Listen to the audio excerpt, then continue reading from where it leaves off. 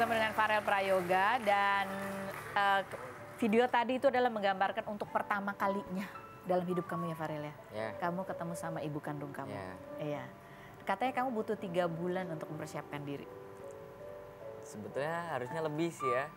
Karena emang waktu ibuku ada di rumah, itu nggak tahu apa-apa, nggak ada planning buat ketemu ibu. Karena emang disurprisein sama Om Rais. Oh, disurprisein sama Om Rais. Iya, jadi nggak tahu apa-apa. Jadi posisi aku waktu itu pulang sekolah, ya pulang sekolah ya. Pulang sekolah waktu masuk rumah tiba-tiba udah ada ibu gitu. Jadi kayak, loh gitu. Tapi kamu tahu ibumu tuh yang itu gitu? Tahu. Tahu, dari umur berapa kamu tahu bahwa ini ibu kandungku, ini fotonya ini, wajahnya ini? Kalau aku tahu fotonya tuh nggak lama sih ya, mungkin ada setahun ya kalau. Setahun yang lalu. Setahun baru tahu wajah Cuman, ibu. Waktu tahu ternyata aku bukan anak kandung dari kandung ibu. tuh udah dari 2 SD. Dari 2 SD gitu. Apa yang kamu rasain pada saat ketemu ibu yang kamu baru lihatnya cuma di foto gitu? Kaget sih masih kaget, ngeblank. Terus? Di posisi tuh masih bingung sih, masih gak bisa buat ngomong kayak mau ngomong apa nih aku gitu.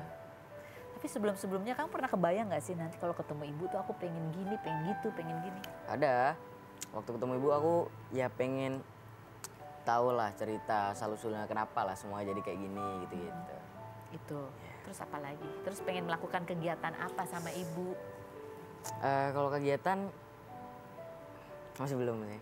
Masih belum. Tapi nggak kebayang aku pengen tidur bareng, pengen dipeluk, pengen dibacain apa gitu nggak? Nggak sih. Karena gimana ya, ini jujur aja ya, selama 14 tahun itu waktu yang cukup lama ya. Jadi menurut aku untuk bertemu di umur saat ini kayak aku masih kaget, asing. Gitu. Asing ya. Dan itu sedih, tapi nggak bisa cara mengutarakan sedihnya gimana. Gitu. Jadi asing masih kamu kayak masih percaya nggak percaya gitu ya, karena ya baru sekali ini ketemu gitu itulah, kan. Ya. Terus setelah kamu ketemu nih, sesudah itu ketemu lagi nggak?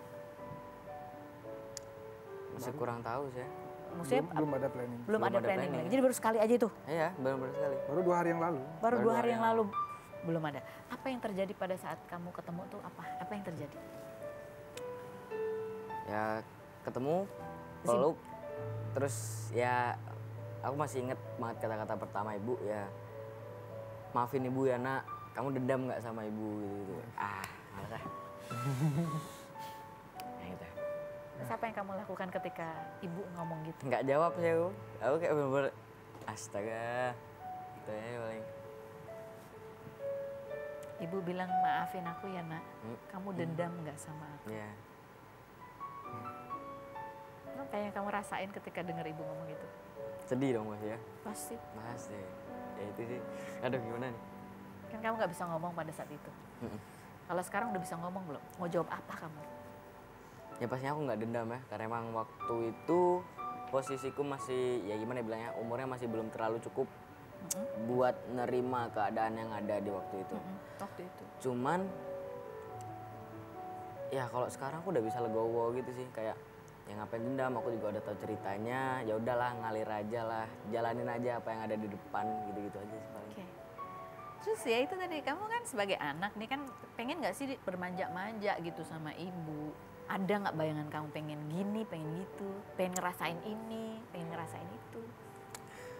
Udah telat sih sebetulnya. Waktu umur dimanja-manja tuh sebetulnya bukan di umur aku yang sekarang ya.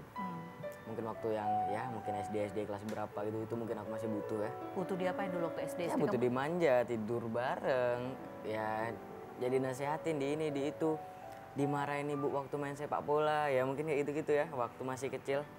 Ya kalau sekarang ya yang inti-inti aja mungkin yang dibahas. Apa tuh? Ya kayak permasalahan yang ada, kayak kenapa waktu itu nggak mau dateng di saat aku masih kecil ini itu, dan aku udah dapet jawaban itu semua, aku udah dapet. Gitu. Jadi tidak ada lagi rasa penasaran, tidak ada, keingintahuan, semua legowo, kamu jalanin aja. Oke baik, nanti kita ngobrol lagi sama Farel ya. Kita lihat dulu bintang tamu kita selanjutnya, ada Pratiwi Novianti yang kemarin baru melakukan tindakan bariatrik memotong lambung sampai 80%. Kita lihat dulu profilnya berikut ini. aktivis sosial dan terkenal dengan 5,6 juta subscriber hingga mendirikan yayasan sosial bernama Rumah Peduli Kemanusiaan anak asuhnya ketika dibully.